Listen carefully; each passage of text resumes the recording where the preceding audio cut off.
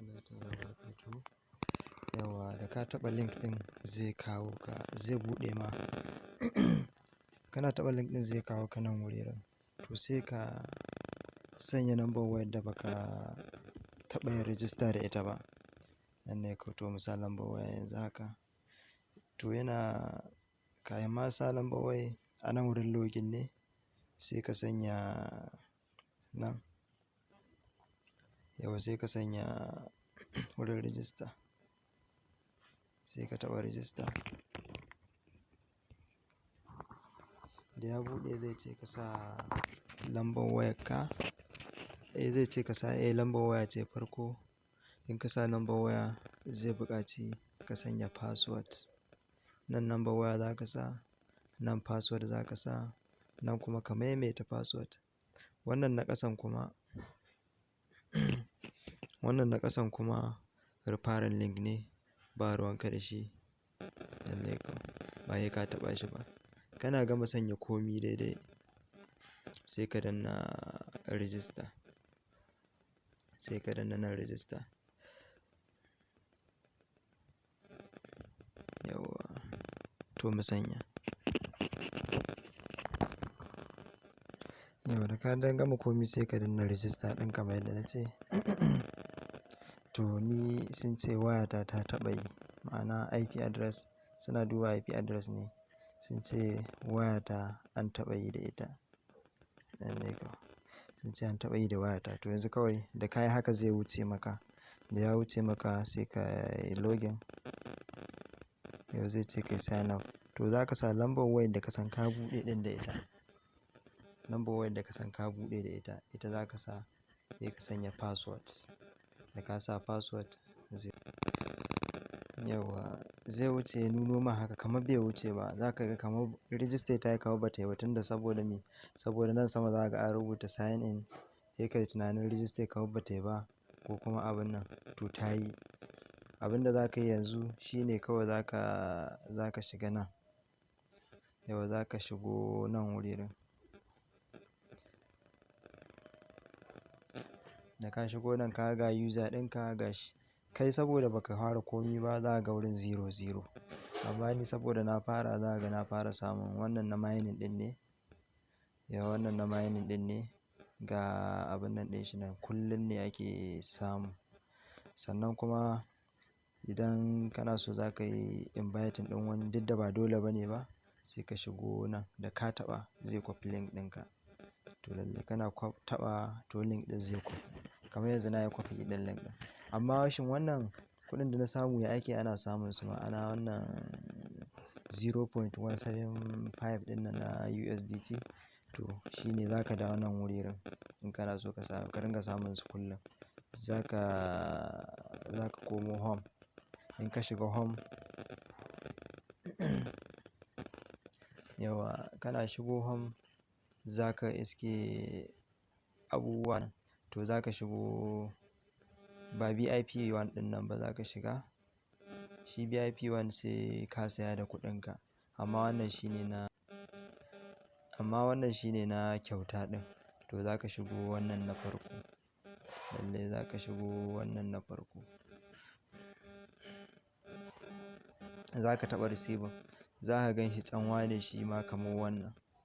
Yau za ka kamar yadda VIP1 yake tsanwa shi ma haka yake tsanwa.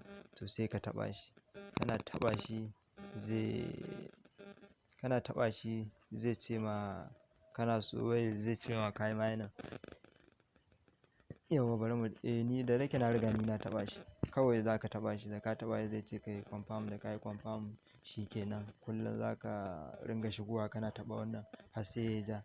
In ka taɓa shi ka ga bai ja ba ka ƙara taɓa shi har sai ya yi ja.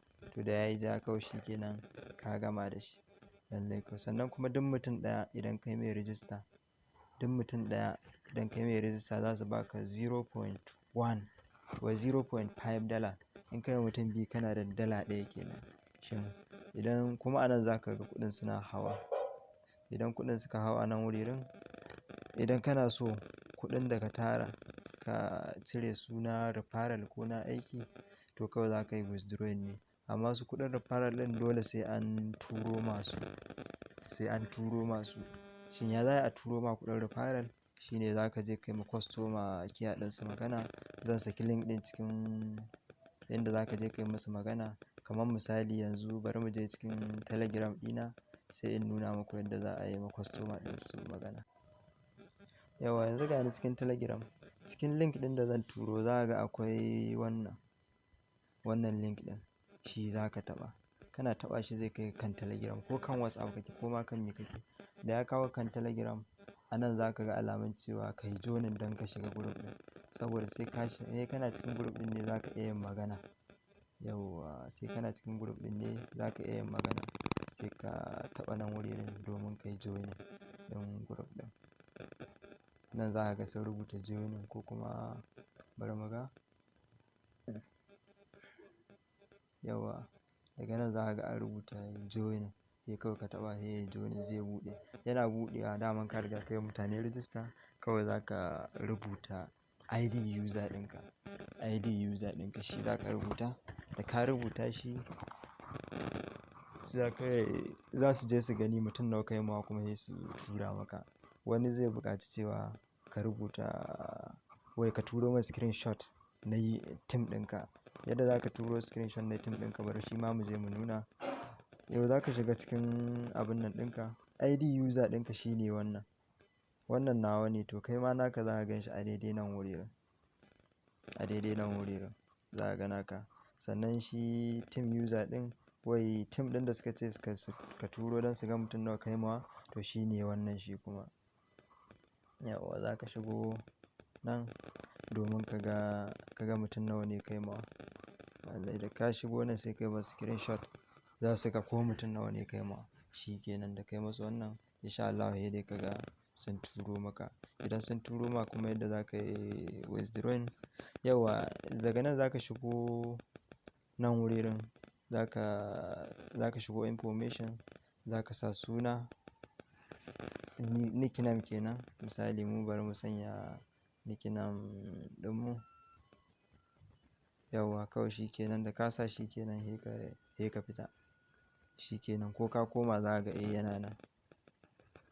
Yau kun ga mun komo yana nan. To sai me ya rage? Ina kusan shi ke nan daman password. Yauwa to sai in ka tashi cirewa za ka yi withdrawing za ka sa wallet ɗinka. Ok nan ga wanda ya sa wallet za ka sa wallet ɗinka, address ɗinka ka cire. Lallai to nan za ka sa dole sai sun kai 15,000. Ga shi nan wurin. Dala sai ta kai dala 15 kana za a iya cirewa. Sannan kuma za su cire 16% na cikin ɗari na abin da ka samu. Lallai ba dala 15 duka za ta shigo maka ba.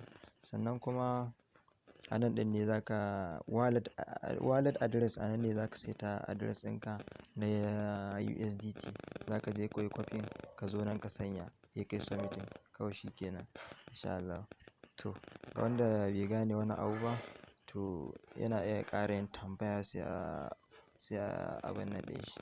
Allah dai shi taimaka Allah ya sa mu dace.